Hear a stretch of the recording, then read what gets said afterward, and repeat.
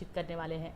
आज हम बात करेंगे नशा मुक्त भारत, यानी नशा जो है वो तेज़ी से हमारे देश में पांव पसार रहा है, और इसको देखते हुए भारत को कैसे नशा मुक्त बनाना है, इसके लिए क्या उपाय करने हैं, क्या कारण है, इसको जानना बेहद ज़रूरी हो गया है। क्योंकि हमारे युवा जो हैं वो गलत संगत में आ रहे हैं, गलत लोगों की शिक्षा से नशा कर रहे हैं, तो ये ज़रूरी है जानना। और इसी विषय पर विस्तृत चर्चा करने के लिए हमारे साथ हमारे स्टूडियो में दो बहुत ही महत्वपूर्ण विशेषज्ञ हैं। हमारे साथ हैं डॉक्टर तमोनुद मोदक जी हैं, जो कि प्रभारी हैं व्यसन उपचार क्लिनिक मनोचिकित्सा विभाग एम्स भोपाल से। सर बहुत बहुत स्वागत है आपका। और दर्शकों, हमारे साथ एक और बहुत महत्वपूर्ण विशेषज्ञ हैं, हमारे साथ हैं सामर्थ्य डंडौतिया जी हैं, जो कि डायरेक्टर हैं श्री GKS नशा मुक्ति केंद्र भोपाल से। आपका भी बहुत बहुत स्वागत। नमस्ते। तो दर्शकों, नशा जो होता है वो जीवन को परिवर्तित कर देता है। अगर आपने उसको समय रहते नहीं उसको पकड़ा और उस पर रोक नहीं लगाई, तो वो पूरा जीवन बर्बाद कर देता है।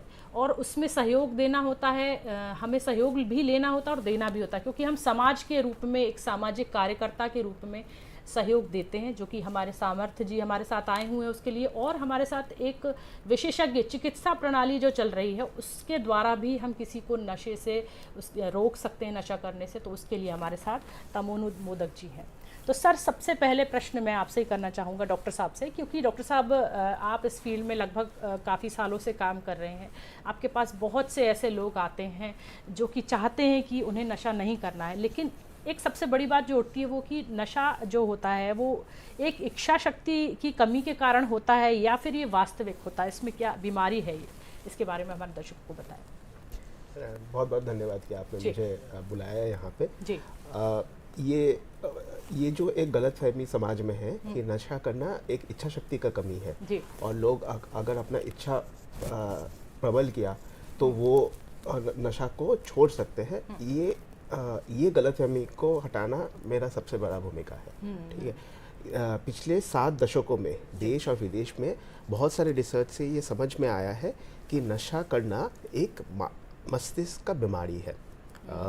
नशा जब लोग करते हैं तो मस्तिष्क में हमारा बहुत सारे नर्व्स होते हैं, करीबन 10 अरब नर्व्स होते हैं, जिसमें थोड़ा थोड़ा बदलाव आ जाता है, जिस कारण से एक इंसान का सोचना, व्यवहार और इच्छा शक्ति में वो नशा ऐसा बदल देता है कि लोग नशे को ही प्रधान मानते हैं। ठीक है।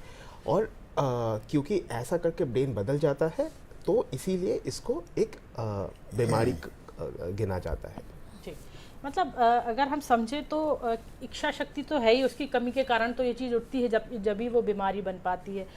खासकर हर युवा वर्ग हो, चाहे वृद्ध हो या फिर एक मिडिल एज का व्यक्ति हो, वो इच्छा शक्ति की कमी के कारण ही इसको लेता है। क्योंकि वो अगर दृढ़ हो जाए कि मुझे नहीं लेना है, तो वो नहीं ले सकता है। तो इच्छा शक्ति को प्रबल करने के क्या उपाय हो सकते हैं कि हम उसको उस तरफ जाना ही नहीं? मैं यही कहना चाहता हूँ कि ये इच्छा शक्ति का कमी नहीं है। ये दिखा गया है कि बहुत सारे फैक्टर्स होते हैं जब एक इंसान पहला बार भी नशा इस्तेमाल करते हैं। जैसे कि जो युवा वर्ष है, वो युवा वर्ष में ब्रेन का इस प्रकार का बदलाव होता है कि उस टाइम पे किसी नया चीज़ को इस्तेमाल करने का इच्छा इंसानों में होता है। अब उसमें से कुछ लोगों का कुछ जेनेटिक फैक्टर्स होते हैं, कभी कभी मेंटल हेल्थ फैक्टर्स होते हैं, और जिसको हम अंग्रेजी में बोलते हैं पीयर प्रेशर, इसमें दोस्त मतलब संगत। ये संगत के कारण से वो पहले बार कोई नशे का इस्तेमाल करता है। जब एक इंसान ने पहला बार नशा का इस्तेमाल किया तो तब ब्रेन में थोड़ा सा बदलाव आ जाता है। फिर वो उनका ब्रेन का स्ट्रक्चर किस प्रकार से है, उनका जेनेटिक्स किस प्रकार से है, उसमें उसका आगे का क्या रिजल्ट होगा वो डिसाइड होता है। कुछ हर इंसान हर प्रकार का नशा नहीं करता। तो ये भी देखा गया है कि इंसान कौन सा प्रकार का नशा करता है वो भी डिपेंड करता है कि उसका बायोलॉजिकल स्ट्रक्चर क्या है, ब्रेन का स्ट्रक्चर क्या है। तो ये मतलब आपने बहुत अच्छी चीज़ बताई। यहाँ पर जानने वाली जो ज़रूरी बात वो ये है कि ये जो है अनुवांशिक भी हो सकता है, क्योंकि घर में अगर कोई कर रहा है, बच्चे देखकर भी सीखते हैं, शुरुआत में भी सीखते हैं, तो इसलिए घर का जो एटमॉस्फेयर है वो भी बहुत इम्पॉर्टेंट होता है। और आपने बहुत अच्छी बात बताई। हमारे देश में, समाज में युवा बहुत हैं, है ना? अगर हम बात करें नशा जो है वो समाज में युवाओं को किस प्रकार से प्रभावित कर रहा है, अगर हम इसकी बात करें किस प्रकार से प्रभावित कर रहा है, तो आप बताइए सामर्थ्य जी, क्योंकि आप समाज में काम कर रहे हैं। मैम देखा जाए तो युवा वर्ग जो है वही देश का भविष्य है। हमारे जो युवा हैं वो आगे चल के उन्हीं में से ऑफिसर्स बनने वाले हैं, उन्हीं में से नेता बनने वाले हैं, अलग अलग कोर्स में जाके और वो देश के विकास के लिए योगदान देंगे। बट होता क्या है, युवा एक जो नई एज होती है उसमें आदमी बच्चे जो नए सर्किल में घुलने मिलने के लिए या फिर कोई नई चीज़ की क्यूरियोसिटी होती है उनमें ट्राई करने के लिए कि मुझे कुछ नया ट्राई करने को मिले, इससे मुझे हाई वाला जो फीलिंग आएगा या फिर मेरा प्रेशर कम होगा। कई बार ये होता है कि घर वालों का दबाव रहता है कि अच्छी रैंक लानी है, पढ़ाई में अव्वल रहना है या फिर कोई खेल कूद है या किसी भी एक्टिविटी में अच्छा रहना है। उस तनाव को, उस दबाव को कई बार युवा बच्चे उस प्रेशर को महसूस करते हैं या फिर झेल नहीं पाते हैं, तो कई बार वो लोग नशे का सहारा लेते हैं। ये अपन बोल सकते हैं कि उनमें कोपिंग स्किल्स इस तरह की वो अपने अंदर डेवलप कर लेते हैं। इजी वे होता है उनके लिए कि हाँ ठीक है, उस स्ट्रेस को मैनेज करने के लिए हम किसी अन्य तरह के नशे का सहारा ले लेते हैं। कई बार ये भी होता है कि आप बढ़ रहे हैं, नए ग्रुप्स में आपको सेट होना है, तो उसमें क्या होता है कि आपने देखा कि जो एक बड़ा ग्रुप है उसमें कोई व्यक्ति नशा कर रहा है और उसका एक ग्लैमराइज प्रदर्शन हो रहा है, तो आप सोचते हो कि मैं भी इस ग्रुप का हिस्सा बनूं, और वहाँ पे ये दबाव होता है कि मैं भी, अगर मेरे को इनसे बात करनी है, इनके साथ बैठना है, तो नशा करना ज़रूरी है। तो इस तरह से भी कई बार उस चंगुल में फंस जाते हैं और ये एक चेन सिस्टम की तरह चलता है कि एक बच्चा नशे के उस जंजाल में फंसा, उसके बाद उसने अपने साथ के 4 लोगों को फंसाया और वो चेन बढ़ती जाती है ना। और देखा जाए तो आज की डेट में नशे की सुलभता, इतनी इजीली नशा मिलता है जैसे, और उसे इतना ग्लैमराइज कर दिया गया है कि आदमी को वो एक कूल फैक्टर और ध्यान केंद्रित करने वाली चीज़ जो मिथ है कि अगर आपका स्टडी में या अदर चीज़ों में ध्यान बहुत अच्छे से लगेगा, उसके लिए आजकल वीड वगैरह का प्रयोग बहुत ज़्यादा होता है। तो युवाओं पे तो बहुत ज़्यादा इम्पेक्ट है और ओवरऑल इसका पूरे समाज में गलत असर जा रहा है। ये आपने बहुत अच्छी बात यहाँ पर बताई, लेकिन इससे एक मतलब एक क्वेश्चन भी उठता है, एक प्रश्न उठता है कि अच्छा, तो एक हमारे कॉलर है फोन लाइन पर, ऋषि मोहन जी हैं ग्वालियर से। ऋषि मोहन जी, बहुत बहुत स्वागत है कार्यक्रम में आपका, प्रश्न करें। हाँ जी मैडम, नमस्ते। नमस्ते। हाँ मैडम, मेरा ये था कि आजकल कुछ युवा हताशा और निराशा की स्थिति में अब भटक जाते हैं और नशे की ओर उन्मुक्त हो जाते हैं। तो ऐसी स्थिति में उन बेचारे मतलब जो राष्ट्र के सिद्धांत, उनको कैसे बचाया जा सके नशे से? नशे की ओर जल्दी अग्रसर हो जाते हैं लोग। कंपटीशन में असफलता मिली या कोई और असफलता के बाद वो ऐसे कदम उठा देते हैं। तो हमारे इन युवाओं को कैसे रोका जा सकता है? जी, तो डॉक्टर तमोनुज जी हमारे साथ, आप बताइए सर। हाँ, तो लोग नशे का इस्तेमाल ना करें, इसके लिए साइंस में प्रधान तौर पे 2 रास्ते लिया जाता है। एक को बोलते हैं सप्लाई रिडक्शन। सप्लाई रिडक्शन का मतलब है कि नशा अवेलेबली कम हो।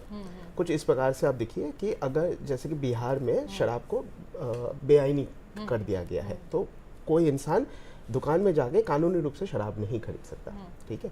तो ये हमारा जो नार्कोटिक्स कंट्रोल ब्यूरो है, ये लोग करते हैं, बट आमतौर पे ये बेआईनी नशों का रुकावट करते हैं और सप्लाई रिड्यूस करते हैं। दूसरा होता है डिमांड रिडक्शन। डिमांड रिडक्शन का मतलब जैसे कि तंबाकू का केस में कोई आप मूवी देखने जाते हो तो आप देखोगे कि अक्षय कुमार जी का या अमिताभ बच्चन जी का ऐड आते हैं, ठीक है। ये देश का लोगों को जागरूक करते हैं कि नशे से नुकसान भी पहुंच सकता है। तो मेन चीज़ जो है युवाओं को जागरूक करना है। अब ये बात तो सच है कि युवाओं को जागरूक करने के बाद भी कुछ युवाएं होंगे जो गलती से नशा ले लेंगे, ठीक है। इसमें आता है परिवार और उसके चारों तरफ जो लोग हैं उनका भूमिका। ये देखा गया है कि जब लोग पहले नशा कर रहे हैं और कभी कभार नशा कर रहे हैं, तब अगर इलाज दिया जाए और सही रास्ते लिया जाए तो लोग आगे जाके छोड़ने का संभावना उनका ज़्यादा होता है।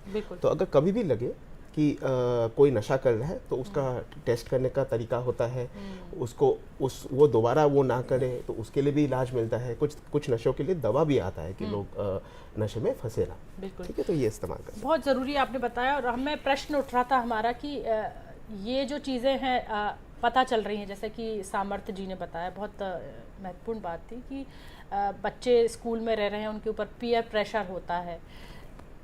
तो समाज की क्या भूमिका है कि ये जो पीयर प्रेशर है वो बच्चों को ना मिले, उन कारणों को हम ख़त्म करें जिनके कारण बच्चे जो है वो नशे की तरफ जा रहे हैं, उन पे क्या आप लोग किस तरह से जागरूकता फैलाते हैं?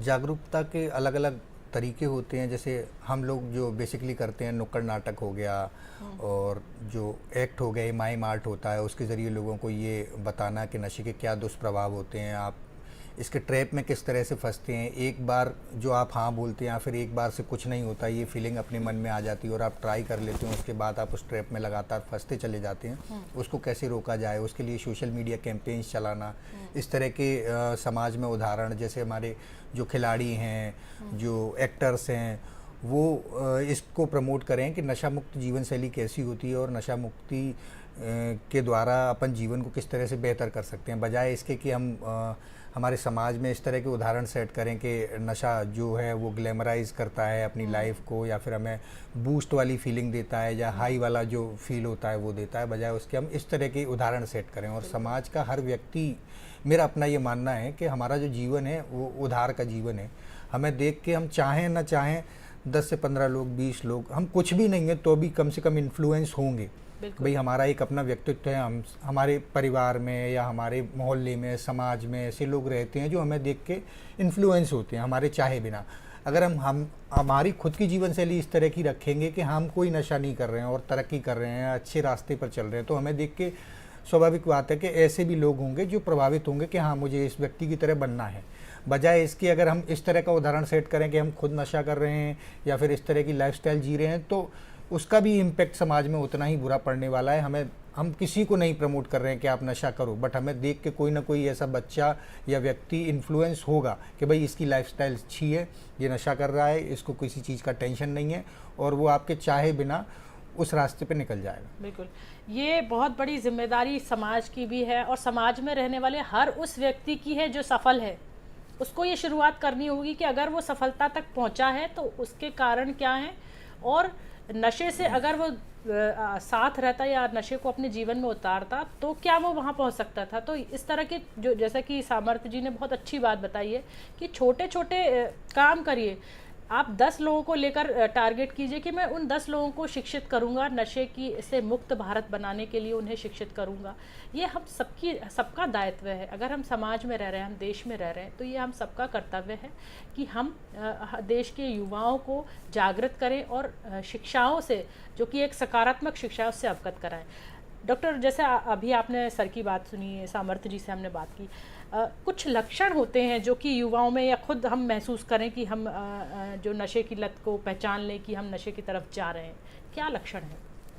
तो जैसे कि एक इंसान या उसका परिवार को जब संदेह होगा कि शायद नशे का इस्तेमाल ज़्यादा कर रहे हैं, तो पहले चीज़ जो होगा, अगर उनको पता है कि जैसे कि शराब पीते हैं या सिगरेट लेते हैं, कोई भी प्रकार का नशा लेते हैं, तो उसका इस्तेमाल बहुत बढ़ जाएगा। ये आमतौर पे पहला लक्षण होता है। इसको छोड़ के लोगों के अंदर हड़कन मचता है, तलब मचता है कि मुझे अभी वो नशा चाहिए ही चाहिए, उसके बिना मैं रह नहीं पाऊँगा या चिड़चिड़ापन महसूस करूँगा। जब पता नहीं रहता कि वो इंसान किसी प्रकार का नशा कर रहा है, तो आमतौर पे परिवार वाले या समाज वाले दिखेंगे, उनमें उनका व्यवहार में बदलाव आ जाता है, चिड़चिड़ापन बढ़ जाता है। जो काम है, पढ़ाई कर रहा है या जॉब पे जा रहा है, तो उस पे परफॉर्मेंस कम हो जाता है, फोकस कम हो जाता है। ठीक है, लोग कभी कभी अपना चीज़ें छुपाने लगते हैं। समाज में गए, किसी शादी में गए, तो उसमें दिलचस्प नहीं लेंगे, वो अपने में ही रहेंगे। हाँ। और बहुत बार तो जैसे करीब परिवार वाले हो गए तो देखेंगे कि संगत भी बदल रहा है, दोस्तों भी बदल रहे हैं। इस पे भी हम चर्चा करेंगे। सर, हमारे कॉलर हैं फ़ोन पर, शैलेंद्र जी हैं भोपाल से। शैलेंद्र जी, बहुत बहुत स्वागत है आपका कार्यक्रम में। नमस्कार मैडम जी, प्रश्न करें अपना। मैडम, ये कई तरह के शासन स्तर पे, पुलिस शासन स्तर पर अभियान चलाए जा रहे हैं, जैसे नशे से दूरी है जरूरी, और काफी हद तक सफल भी हुए हैं। रीवा जिले में भी अभियान चल रहा है नशे की रोकथाम के लिए। एक चीज सामने हम देखने को मिलती है कि ये जो दवाइयां होती है मेडिकल स्टोर से, खासतौर पर कफ सिरप, कोरेक्स हो गया, या इस तरह से फार्मूले के सेम जो कफ सिरप होते हैं, वो उस माध्यम से लोग बाग नशा कर रहे हैं। तो इस तरह, और दवाइयों की दुकानों पर भी बहुत आसानी से अवेलेबल हो जाते हैं। तो इसकी रोकथाम के लिए शासन क्या कर रहा है कि कोरेक्स या इस प्रकार की दवाओं को प्रतिबंध लगाया जाए और आसानी से बिना पर्चे के अवेलेबल ना हो, इस पर रोकथाम के लिए क्या प्रयास हो रहे हैं, मेरा ये सवाल था। जी बिल्कुल, बहुत अच्छा प्रश्न है जी, सर बताएं। हाँ, धन्यवाद। आपका प्रश्न बहुत एक्चुअली बहुत अच्छा और रेलेवेंट है। मैं खुद पुलिस लोगों का ट्रेनिंग भी करता हूँ और मैं आपको बताना चाहता हूँ कि पुलिस और नारकोटिक्स कंट्रोल ब्यूरो से बहुत कोशिश जारी है कि नशे का अवेलेबिलिटी कम हो। इनफैक्ट मैं कई सारे राज्यों में भी ट्रेनिंग किया हूँ और मैं मध्य प्रदेश पुलिस का और यहाँ का जो नारकोटिक्स कंट्रोल ब्यूरो उनका तारीफ करना चाहता हूँ कि ये बहुत अच्छे से और बहुत अवेलेबिलिटी कम किया है। मगर जैसे कि 100% सक्सेसफुल नहीं होता है, तो बहुत कम मात्रा पे समाज में आ जाता है, इस बात का मैं स्वीकार करता हूँ। मेरे को जितना जानकारी है, स्पेशली मैं भोपाल में जो देखता हूँ, ज़्यादातर दुकानदार बिना पर्चे का दवा नहीं देते हैं। मगर फिर भी हाँ, आपका बात सही है कि कभी कभी ब्लैक मार्केट में आ जाता है चीज़ें, ठीक है। और सरकार भी इस बात से इसका जानकारी है सरकार को, और सरकार भी बहुत कोशिश कर रहा है कि और भी सख्त कदम उठाए जाए जो लोग ब्लैक मार्केट में बेच रहे हैं। आपने रिसर्च की बात मेरी आपसे हुई थी जब, तो रिसर्च के बारे में बताया था, तो अभी कौन सी रिसर्च चल रही है? क्योंकि रिसर्च के बारे में भी जानना ज़रूरी है कि नशा मुक्त अगर भारत बनाना है तो हर साल जो रिसर्च है वो होनी चाहिए, तब तो हमें आगे का पता चलेगा कि हमारे देश में कितने लोग नशे को ले रहे हैं और कितने लोग नशे से मुक्त हो रहे हैं। तो उसके लिए क्या किया जा रहा है विभाग द्वारा? इस बात का भी जानकारी केंद्रीय मंत्रालय को है और हाल फिलहाल में केंद्रीय जो सामाजिक न्याय मंत्रालय है और केंद्रीय होम मिनिस्ट्री जो है, उन्होंने भी डिसाइड किया है कि अगला 12 से 14 महीने में देश में हर जिले में कौन सा प्रकार का नशा इस्तेमाल किया जा रहा है, उसका एक बहुत बड़ा सर्वे होने वाला है। और इसमें मध्य प्रदेश जो है, मध्य प्रदेश में उत्तर प्रदेश के बाद सबसे ज़्यादा लोगों का इंटरव्यू लिया जाएगा और करीबन मध्य प्रदेश का 22 जिलों में सर्वे होगा। इस सर्वे का एक साइंटिफिक तरीका होता है जिसमें हर जिला में आप जा नहीं सकते हो, मगर फिर भी एक जिला का डेटा से आप बता सकते हो कि कौन सा जिला में क्या नशा हो रहा है। इसमें भी एम्स भोपाल जो है वो मध्य प्रदेश में रीजनल टेक्निकल इंस्टीट्यूशन है कि जो एम्स भोपाल मध्य प्रदेश में वो करेंगे। बिल्कुल। तो आपने बताया जैसे कि बात हम उठाई रहे, प्रश्न बहुत हैं और सामाजिक तौर पर देखें तो जागरूकता की बहुत ज़रूरत है। हर दूसरे व्यक्ति को एक दूसरे के साथ बात करते समय नशे के से मुक्त भारत के लिए ज़रूर चर्चा करनी होगी, तभी ये जो हमारा जो अभियान है नशा मुक्त भारत अभियान, ये सार्थक होगा। और हमारे साथ सामर्थ्य हैं, सामर्थ्य दंडौतिया जी जो कि डायरेक्टर हैं नशा मुक्ति केंद्र से। आप ये बताइए सामर्थ्य जी, जो नशा है वो व्यक्ति को तो कहीं ना कहीं अंदर ही अंदर खोखला करता है, बल्कि परिवार और समाज को भी बहुत नुकसान पहुंचाता है। तो आप क्या कहना चाहेंगे, किस तरह से लोगों को इस ओर सोचने की ज़रूरत है? ऑब्वियस बात है मैम, अगर किसी भी घर में एक व्यक्ति अगर नशा कर रहा है तो उसका पूरा परिवार उससे प्रभावित होगा, दूसरा फिर उसका पूरा जो मोहल्ला है, लास्ट में फिर वो जो समाज है वो हर जगह इम्पेक्ट डालता है।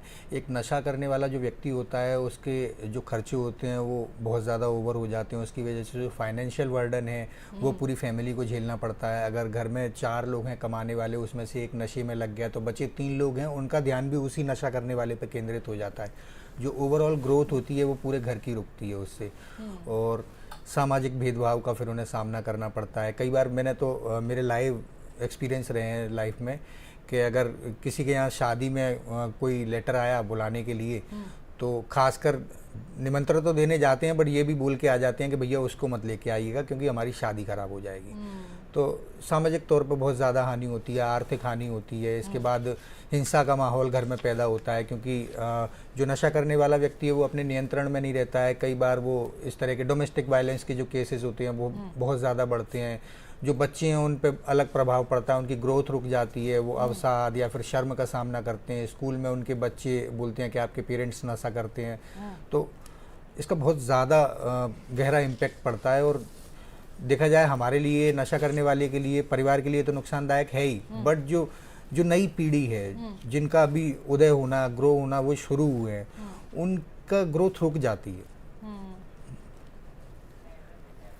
जी, एक और कॉलर है सर हमारे फोन लाइन पर, जितेंद्र जी हैं भोपाल से। जितेंद्र जी, बहुत बहुत स्वागत है आपका कार्यक्रम में। जी thank you ma'am, thank you जी, प्रश्न करें अपना। मैम। मैं ये क्वेश्चन कर रहा था कि मध्य प्रदेश में नशा मुक्ति को लेकर माननीय डीजीपी साहब ने कैलाश मकवाना जी द्वारा जो अभियान चलाया गया था, वो अभियान बड़ा प्रभावी साबित हुआ था।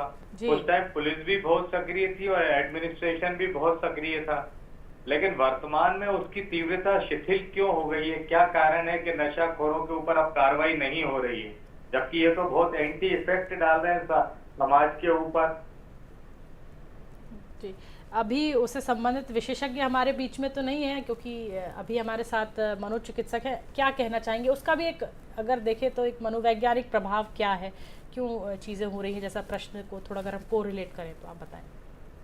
नहीं, मैं जितना पुलिस या जो नशा रोकने का जो अधिकारी है उनसे जितना मेरा बातचीत होता है, मैं इस बात से तो सहमत नहीं हूँ कि हम स्थितिल हो गए हैं। ठीक है, ये एक बहुत बड़ा समस्या है। इसमें बहुत आर्थिक रिसोर्सेज और लोगों का भी ज़रूरत है। तो मतलब लोग कोशिश जारी है, सरकारी बेसरकारी सामाजिक संगठन सबसे कोशिश जारी है। हाल फिलहाल में जो हमारा माननीय मुख्यमंत्री जी है, उन्होंने नशा मुक्त भारत अभियान का जो शपथ है वो दिलवाया था, और मध्य प्रदेश पिछले 2 साल में सबसे ज़्यादा युवाओं से शपथ दिलवाया है देश में, सारे राज्य में। बिल्कुल सही बात है समर्थ जी। जैसे कि हम अभी बात हो रही है तो पुलिस ने जैसे अपना एक अभियान चलाया था, तो एक सामाजिक सोशल अवेयरनेस का एक कैंपेन है ये, तो क्या आपको लगता है कि ये जो कड़ी है जो मतलब सतत चलती रहनी चाहिए, जो अभी जो शुरुआत की चलती रहनी चाहिए मैम, और चल भी रही है। पुलिस विभाग पे अन्य काम भी होती हैं, इसके लिए नारकोटिक्स विंग है, वो अपने स्तर पे काम करते हैं। समय समय पर प्रॉपर सीजिंग, बस्टिंग, ये सारे काम होते हैं। रेड मारना, छापे लगाना, है ना, और काफ़ी हद तक शिकंजा कस भी रहे हैं। पहले से लॉ एनफोर्समेंट एजेंसीज जो हैं वो और ज़्यादा हरकत में आई हैं। खासकर ये जो नशा मुक्त भारत अभियान 5 सालों से चल रहा है, उसके अंतर्गत सभी चीज़ों को अलाइन किया गया है। जितनी भी एजेंसीज हैं वो एक दूसरे के साथ मिलकर काम कर रही हैं, और इसका इम्पैक्ट भी दिख रहा है ना।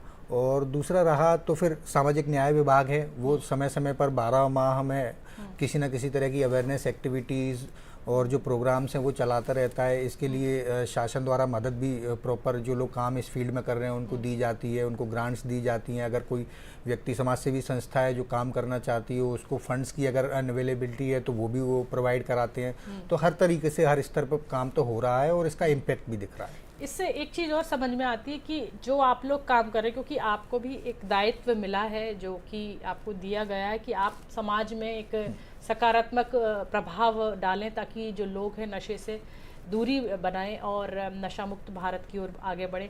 प्रदेश स्तर पर अभी क्या आपको लगता है समर्थ जी, किस तरह की प्रतिक्रियाएं आती हैं, लोगों के रुझान दिखते हैं आपको कि क्या नशे को लेकर क्या सोच है लोगों के बीच में? देखिए, सबसे बड़ा जो अगर देखा जाए तो लोगों में जो सोच है वो बदलने की ये ज़रूरत है कि प्रदेश में क्या पूरे देश में ही अगर देखें, हमारे इंडिया में ये कल्चर रहा है कि हम नशे को एक सामाजिक बुराई के तौर पे या फिर नैतिक पतन के तौर पे देखते हैं।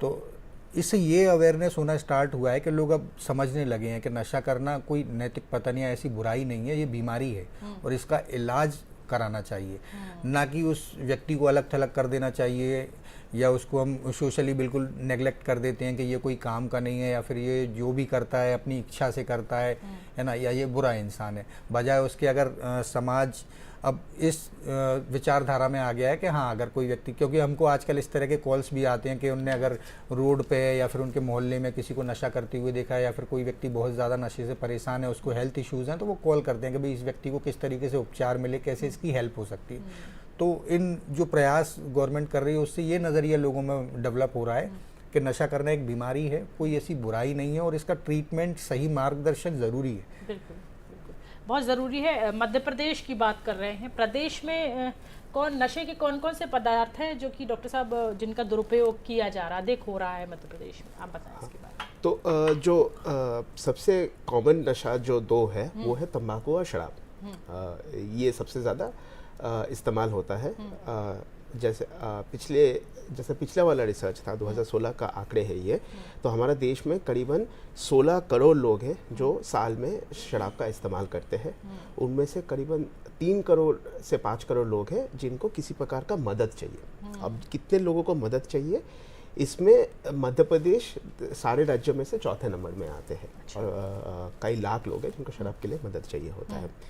इसको छोड़ के कुछ नशे हैं जो बेआईनी है फिर भी लोगों में इस्तेमाल होता है। उसमें सबसे खतरनाक है जिसको हम केमिकली बोलते हैं ओपियाइड्स। अब ओपियाइड्स में कई सारे नशे आते हैं।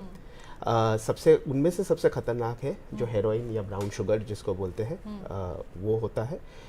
इसको छोड़ के ओपियाइड्स में आते हैं अफीम, चरस, भुक्की, जिसका फसल भी होता है इस प्रदेश में, पश्चिम मध्य प्रदेश में विशेष करके। और ओपियाइड्स में आते हैं, जैसे कि कॉलर ने सवाल उठाया, जो फार्मास्यूटिकल्स होते हैं, जो दवा होते हैं। ये ओपियाइड्स जो होते हैं ये दर्द ख़त्म करने का बहुत अच्छा दवा होता है। और बहुत सारे इनका कानूनी इस्तेमाल भी है, जैसे कि कैंसर का दर्द हो गया या हड्डी टूटने का दर्द हो गया। तो ये ओपियाइड्स कभी कभी बेआईनी रूप से ब्लैक मार्केट में आ जाता है, लोग इसका इस्तेमाल करते हैं। तीसरा जो नशा है जिसका इस्तेमाल होता है और काफ़ी मात्रा में होता है वो है कैनबिस। कैनबिस का मतलब है जो गांजे का पौधा होता है। इसका भी कई सारे रूप होते हैं। गांजा होता है, चरस होता है, भांग होता है, ठीक है। और एक चौथा नशा है जो युवाओं में दिखा जाता है, विशेष करके जो 18 साल का कम है, वो है इनहेलेंट्स बोलते हैं इसको। इसमें आता है आपका पेट्रोल आता है, जो वाइटनर होता है, वाइटनर में जो सफ़ेद लिक्विड होता है उसमें बेंजीन करके एक केमिकल होता है, ये दिखा जाता है। ये एक विशेष प्रकार का नशा है जो बड़े नहीं करते। 18 साल 21 साल के बाद इसका इस्तेमाल लोग अपने से ही छोड़ देते हैं। मध्य प्रदेश में विशेष करके, मध्य प्रदेश देश में सारे राज्य में दूसरा है जिनमें बच्चों में इनहेलेंट्स का यूज़ सबसे ज़्यादा दिखा जाता है, ठीक है। तो ये 4 प्रधान कैटेगरी है, ठीक है। इसको छोड़ के लोग नींद का गोली का इस्तेमाल करते हैं। मध्य प्रदेश में करीबन 2016 के आंकड़े के हिसाब से 1.5 लाख लोग हैं जिनको नींद का गोली का छोड़ने का सहायता चाहिए, ठीक है। और थोड़ा मोड़ा छोटा मतलब कम रूप में इस्तेमाल किया जाता है, एम्फेटामिन्स होते हैं, कुछ हेलुसिनोजेंस बोलते हैं, बट उसका आमतौर पे हमारा देश और मध्य प्रदेश में भी आंकड़ा काफ़ी कम है। ये जो आपने इतने सारे प्रकार बताए सर, ये बताइए कि इनका कितना मतलब कितनी नुकसानदायक है ये शरीर के लिए, क्योंकि इसको भी समझना ज़रूरी है ताकि लोगों को हम ये जागरूक कर सकें कि वे इन सारी चीज़ों से दूर रहें। नहीं तो उनका शरीर साथ नहीं होगा तो फिर नशा क्या कर पाएंगे आप। तो इसलिए अपने शरीर को स्वस्थ रखना बहुत ज़रूरी। कितने नुकसानदायक है? हाँ, तो अब हर नशे का नुकसान का कितना नुकसानदायक है इसमें अंतर होता है।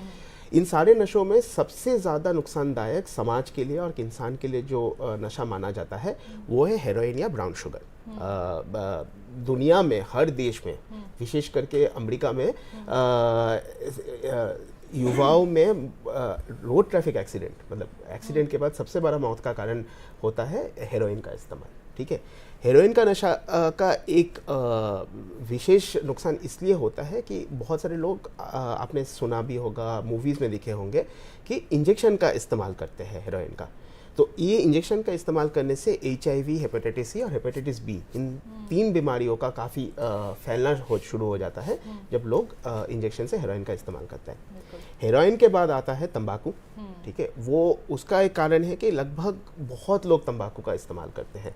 इतने लोग इस्तेमाल करते हैं तो तंबाकू से कैंसर होता है। अगर आप खैनी खा रहे हो या ओरल टोबैको का इस्तेमाल कर रहे हो तो आपको मुंह का कैंसर होता है। अगर आप सिगरेट बीड़ी पी रहे हो तो लंग का कैंसर होता है। इसको वे एक चीज़ और मैं बीच में इसलिए रोक रही हूँ आपको कि हमारे कॉलर से बात कर मैं आपसे चर्चा करती हूँ। हमारे कॉलर हैं संदीप जी। संदीप जी सवाल कीजिए।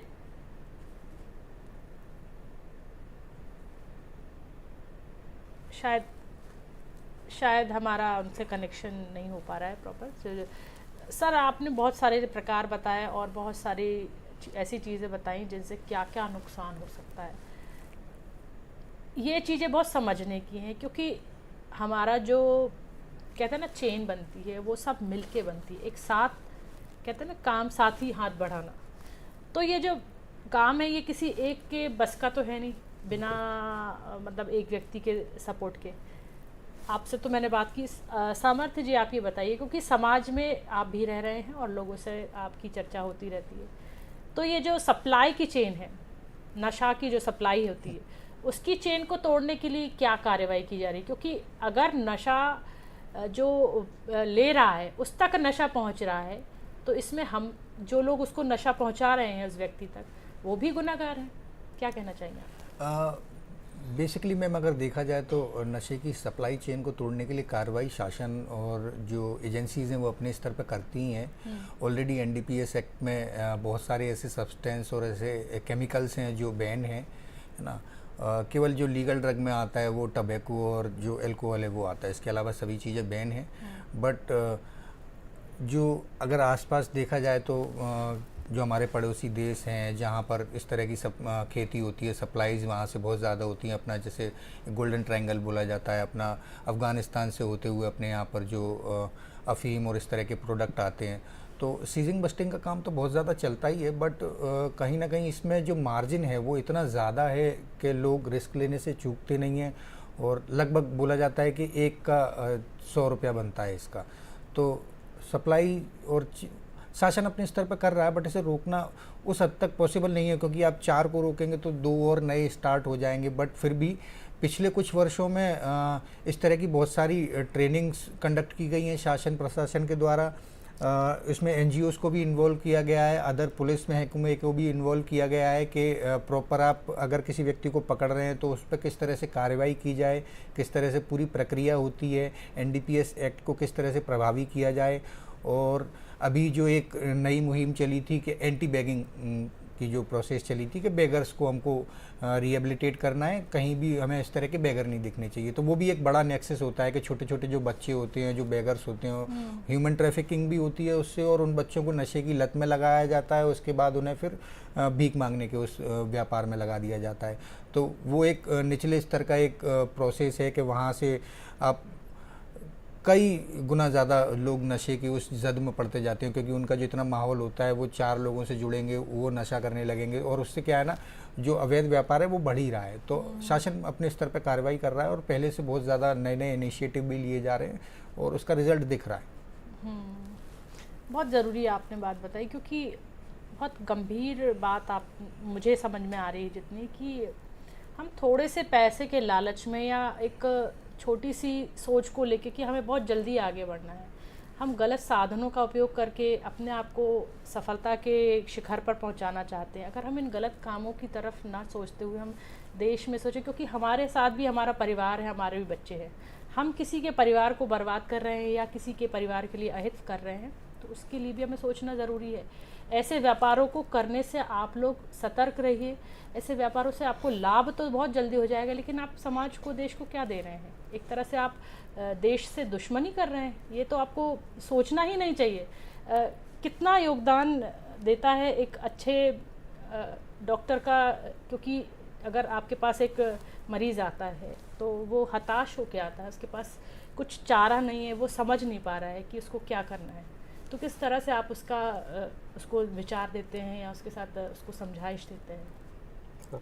तो जैसे कि आम तौर पे जो नशे का शिकार है उनमें से ज़्यादातर लोग एक्चुअली नशे को छोड़ना चाहते हैं। उनको समझ होता है कि ये मेरा ज़िंदगी, मेरा परिवार और मेरा सेहत के लिए बुरा है, मगर क्योंकि वो उसका शिकार है तो उसको आमतौर पे छोड़ने पे विड्रॉल्स होते हैं। विड्रॉल्स का मतलब कोई जब आप किसी चीज़ को लंबे समय से इस्तेमाल कर लो, स्पेसिफिकली नशे को इस्तेमाल कर लो, तो जो अगर आपने एक दिन इस्तेमाल नहीं किया तो आपको बहुत कष्ट होगा।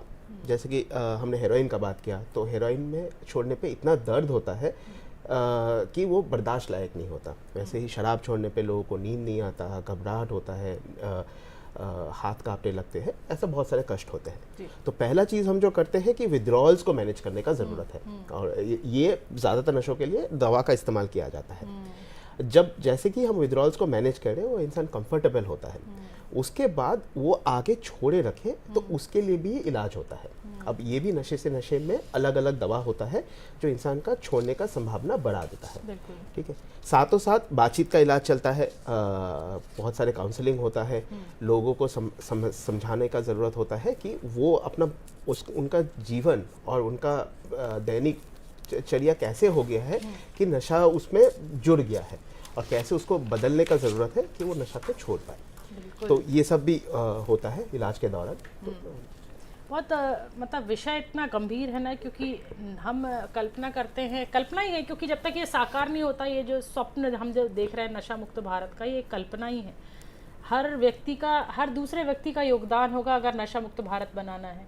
तो उसके लिए ज़रूरी है मानसिक रूप से, शारीरिक रूप से व्यक्ति का स्वस्थ होना, अपने निर्णयों पर अडिग रहना, ये चीज़ें होना समाज में बहुत ज़रूरी हैं। और अगर कोई व्यक्ति शिकार होता है तो वो कुछ अपने को सामर्थ्य जी अलग थलग सा महसूस करता है, तो किस तरह से उसको, समाज को किस तरह से उसको सपोर्ट करने की ज़रूरत है, और आप किस तरह से आप लोग उसको सपोर्ट करते हैं? बेसिकली मैम, हमारा जैसे एडिक्शन ट्रीटमेंट और रिहेबिलिटेशन का प्रोसेस है, समाज का तो इसमें अपना एक अहम रोल है कि उस व्यक्ति को अलग थलग या बुरा ना मान के उसको मोटिवेट करें, इनकरेज करें कि भाई ये एक बीमारी है और आप इसका इलाज करा सकते हैं। वो जो इमोशनली आदमी टूट जाता है, क्योंकि हर व्यक्ति चाहता है कि मैं नशा छोड़ दूं, कोई व्यक्ति जान के एडिक्ट नहीं बनता है। अगर जिसने पहली बार भी ट्राई किया होता है, उसके मन में कभी ये गोल नहीं होता है कि मुझे आगे जाके एडिक्ट बनना है ना, किसी भी व्यक्ति का लाइफ में ये गोल नहीं होता है। बट उसे ये समझ में नहीं आता कब वो इस ट्रैप में फंस गया, कब वो डिपेंडेंट हो गया, कब उसकी बायोलॉजिकल क्लॉक है वो पूरी बदल गई और वो इस एडिक्शन में फंस गया। उसके बाद वो प्रतिदिन जब वो नशा कर रहा है और हर बार नशा करने के बाद वो ये सोचता है कि मैं कल से नहीं करूँगा, बट वो फिर से करने लगता है, क्योंकि उसके जो मेंटल अर्ज है, जो उसकी फिजिकल नीड है, क्योंकि उसे बहुत सारे विड्रॉल सिम्टम्स भी आते हैं अगर नहीं मिलता है, तो उस वजह से फिर से उस नशे में पड़ जाता है। एट लास्ट उसे क्रिटिसिज्म मिलता है, घर से भी, समाज से भी, दोस्तों से, कि भाई ये बुरा व्यक्ति है, नशा कर रहा है। तो बजाय उसे क्रिटिसाइज़ करने के, उसे नेग्लेक्ट करने के, उसे सपोर्ट करना चाहिए, सही मार्गदर्शन होना चाहिए, उसे डॉक्टर्स की हेल्प के थ्रू या रिहेबिलिटेशन के थ्रू सही काउंसलर के पास ले जाकर उसे ट्रीटमेंट का रास्ता प्रोवाइड कराना चाहिए, है ना। और हमारी आपने अभी बहुत ही महत्वपूर्ण बात बताई, क्योंकि परिवार का, समाज का तो सपोर्ट होना ही चाहिए, और जो वो अलग थलग सा हो जाता है उसे, उसके लिए आपको सपोर्ट करना है। अगर वो छोड़ना चाहता है, अगर उसके मन में इच्छा है कि मुझे ये नशा नहीं करना, तो हमें सबको मिलकर एक व्यक्ति को सपोर्ट करना चाहिए, उसको प्रेरित करना चाहिए कि हाँ ये नशा जो है वो अच्छी चीज़ नहीं है। एक कॉलर है हमारे फ़ोन लाइन पर, पूजा शर्मा जी हैं रतलाम से। पूजा जी, बहुत बहुत स्वागत है कार्यक्रम में। Thank you ma'am ji. Ma'am, मेरा क्वेश्चन ये था, भारत को नशे से मुक्ति दिलाने के अभियान में जन भागीदारी का कितना महत्व है? क्या इस संबंध में स्कूल, महाविद्यालय में जन जागरूक अभियान चलाए जा रहे हैं, जो कहाँ तक सफल है मैम? बिल्कुल बिल्कुल, बहुत अच्छा प्रश्न है, क्योंकि अगर देश का युवा इस तरह से प्रश्न भी कर रहा है तो मतलब समझिए कि नशे से मुक्त भारत के लिए वे जागरूक है। और पूजा जी का ये प्रश्न, सामर्थ्य जी, मैं आपसे जानना चाहती हूँ, क्या है इसके? बहुत अच्छा प्रश्न है, और जन भागीदारी हो भी रही है। इसका जो अभियान चलाया जा रहा है, इसका इम्पेक्ट बहुत ज़्यादा है। एक्चुअली अगर देखो, स्कूल, कॉलेजेस में, अलग अलग सभाओं में, हर जगह अवेयरनेस कैंप भी लगाए जा रहे हैं। और सबसे अच्छी बात यह है कि अब से पहले तक ये अभियान नहीं चला था, तब तक तो किसी स्कूल या कॉलेज में इस तरह की ना तो कमेटीज़ बनती थी, ना बात होती थी नशे को लेकर। अगर कोई व्यक्ति नशा कर भी रहा है तो स्कूल या कॉलेजेस अपनी प्रेस्टीज को लेकर उस चीज़ को कभी कभी छुपा भी लेते थे। बट अब खुल के बात हो रही है, और ये सबसे महत्वपूर्ण है कि हम नशे को लेकर, नशे की बुराई को लेकर कैंप्स लगा रहे हैं, या सेशन हो रहे हैं, सेमिनार हो रहे हैं, या एटलीस्ट व्यक्ति बात कर रहा है, बच्चा बात कर रहा है, उस एज में बात कर रहा है, उस एज में वो अवेयरनेस के कैंप्स को अटेंड कर रहा है कि जहाँ पर उसको उस नशे को ग्रैब करने के उसके चांसेस सबसे ज़्यादा हैं। तो उसका बहुत बहुत इम्पैक्टफुल ये प्रोग्राम चल रहा है। मैं खुद इससे कभी ताल्लुक़ नहीं रखता था, बट मैं जहाँ NISD में मैं ट्रेनिंग के लिए गया, और जो लोग इन पूरी चीज़ों को कंडक्ट करते हैं, वहाँ मेरा ये प्रश्न था कि भाई जो क्लासेज होती हैं उसमें युवा अब 2-2, 3-3 घंटे अगर इन सेमिनार्स में, इन सब चीज़ों में देंगे तो नशा करने वाला तो कर ही लेता है। बट वहाँ मेरे को बहुत अच्छी चीज़ें समझाई गई कि एटलीस्ट बात तो करना स्टार्ट कर रहा है, और किसी पे तो प्रभाव पड़ेगा। अगर हम एक क्लास में या एक कॉलेज में 1000-2000 बच्चे हैं, उसमें से अगर हम 500 या 200 की भी दिशा परिवर्तित करते हैं, या उनके माइंड में ये एक थॉट आ जाता है कि ठीक है मुझे नशा नहीं करना है, या फिर दूसरे लोगों को नशा ना करने के लिए प्रेरित करना है, तो जिस तरीके से बुराई की एक चेन बनती है, वो अच्छाई की भी चेन बनेगी। बिल्कुल। क्योंकि समय का अभाव है, हम एक और मैं प्रश्न करना चाहूँगी सर आपसे कि आज मैंने कल की ही बात है, मैंने एक सड़क पे चलते हुए एक दो बच्चियों को देखा जो बहुत फर्राटे से गाड़ी दौड़ा रही थी और साथ में वो स्मोकिंग भी कर रही थी। तो ये जो कल्चर है बहुत आम हो गया है। आज हम कहीं भी देख लेते हैं रोड के आसपास की लड़कियां स्मोकिंग करें, पहले ये बहुत कम देखने को मिलता था और साथ में और भी बहुत अन्य चीज़ें हैं जो करती हैं। मैंने खुद इसका उदाहरण इसलिए दिया क्योंकि मैंने खुद देखा। तो उसको देखते हुए महिलाओं को कौन कौन सी गंभीर समस्याएं आ सकती हैं, क्योंकि वो एक परिवार का निर्माण करती हैं, तो उनका स्वस्थ होना बेहद ज़रूरी है। तो क्या नशे से मुक्त रहने के लिए महिलाओं को क्या करना चाहिए और क्या, थोड़ा बताएं आप इसके बारे में। हाँ, तो जैसे कि एक चीज़ साइंस में दिखा गया है कि महिलाओं मर्दों से ज़्यादा प्रभावित होता है नशे में। एक फेनोमेना होता है, उसको बोलते हैं टेलीस्कोपिंग। और ये दिखा गया है कि नशे का शुरुआत से इलाज का ज़रूरत है, ये समय मर्दों में जितना होता है महिलाओं में इससे कम होता है। ठीक है। और सिर्फ ये नहीं, जैसे कि महिला गर्भवती होता है तो नशे का प्रभाव, अगर महिला गर्भवती है तो बच्चे पे बहुत ज़्यादा प्रभाव पड़ता है।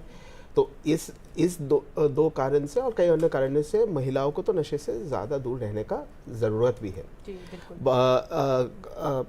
जाने अनजाने में बहुत बार मूवीज़ में, मीडिया में लोग महिलाओं को नशा करना को ग्लैमराइज कर लेता है। एक आधुनिक औरत महिला होना एक लिबरेटेड औरत होने का सिंबल होता है कि वो नशा करता है। तो समाज को जागरूक होने की ज़रूरत है, चाहे वो पुरुष हो, चाहे वो महिला हो, चाहे वो बस स्कूली बच्चे हों, चाहे बुज़ुर्ग हों, सबको सुधार की ज़रूरत है। लेकिन ये सुधार तब होगा जब हम खुद आत्ममंथन करेंगे, हम आत्मचिंतन करेंगे कि हमें नशा नहीं करना है। तभी नशा मुक्त भारत अभियान जैसे अभियान सार्थक हो सकते हैं। तो इन सार्थक प्रयासों को और हम लोगों के द्वारा जो दिए जा रहे, जो जागरूक कार्यक्रम हम कर रहे हैं, उसका उद्देश्य सिर्फ ये है कि आप नशे से मुक्त हों और हमारा जो भारत है वो एक नशा मुक्त भारत बने। हमने आज चर्चा की नशा मुक्त भारत अभियान के विषय में और हमारे साथ दो बहुत ही अच्छे विशेषज्ञ थे। आप दोनों हमारे कार्यक्रम में आए और हमारे दर्शकों को इतनी महत्वपूर्ण जानकारी दी, इसके लिए आपका बहुत बहुत धन्यवाद। तो दर्शकों, आज का जो कार्यक्रम है उसको हम यहीं विराम देंगे क्योंकि विराम का समय हो गया। और नशा मुक्त भारत अभियान एक दिन का अभियान नहीं है, ये कंटिन्यू सतत एक प्रक्रिया है, इसको चलते रहना पड़ेगा। और इस अभियान के साथ हमारे साथ और जो भी संबंधित विभाग है उससे आप जुड़े रहिए और अपने जीवन में एक प्रण लीजिए कि मैं नशा नहीं करूँगा। नशा मुक्त भारत अभियान तभी सफल होगा। आज के लिए फ़िलहाल इतना ही, हम आपसे फिर मिलेंगे, तब तक के लिए नमस्कार।